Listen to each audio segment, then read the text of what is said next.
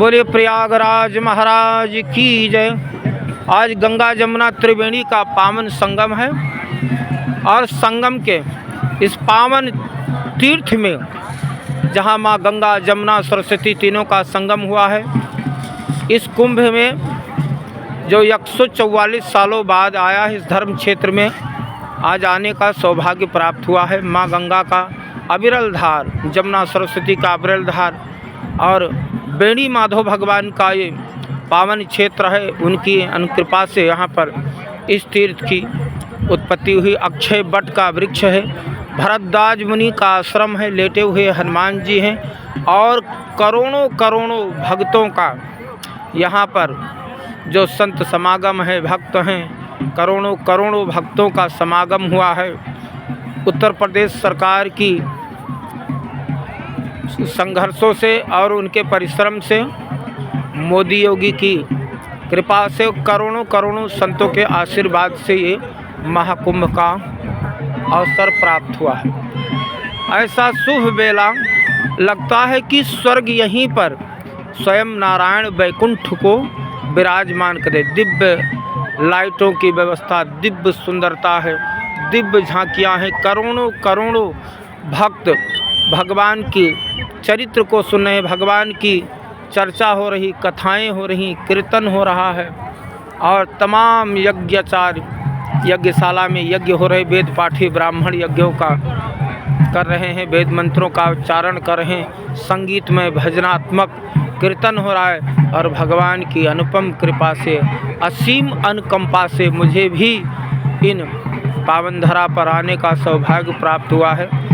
यहाँ पर आने से करोड़ों करोड़ों महापुरुषों के, संतों के दर्शन मात्र से जिसका जीवन धन्य हो जाता है, ऐसे संतों की इन पावन भूमि में उनके चरण रज के दर्शन से और चरणों की दर्शन से, उनके दर्शन से, उनकी सेवा से और रज प्राप्त होने से मेरा भी जीवन धन्य हो जाता है। इसलिए मैं लाखों लाख करोड़ों करोड़ देशवासियों को इसकी शुभकामना देते हैं और जो भी यहाँ नहीं आ पाए हैं या नहीं आ सके हैं, जिन्होंने पावन त्रिवेणी का दर्शन नहीं किया, स्नान नहीं किया है, कहते हैं कि दर्शन गंगा ते दर्शनात्मति, गंगा के दर्शन करने से मोक्ष की प्राप्ति होती है।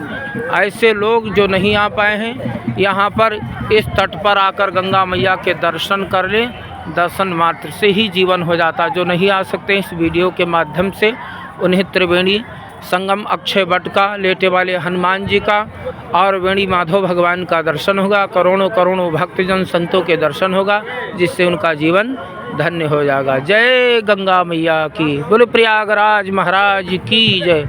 क्योंकि अक्षय वट जो है ये धर्म का प्रतीक है, सबसे बड़ा धर्म का आस्था का केंद्र है, जो यहाँ पर स्वयं मूल रूप से धर्म विराजमान रहता है। लिखा है रामचरितमानस में बाबा गोस्वामी तुलसीदास ने कि वट विश्वास अचल निज धर्मा, अतीरथ राज प्रयाग सुकर्मा।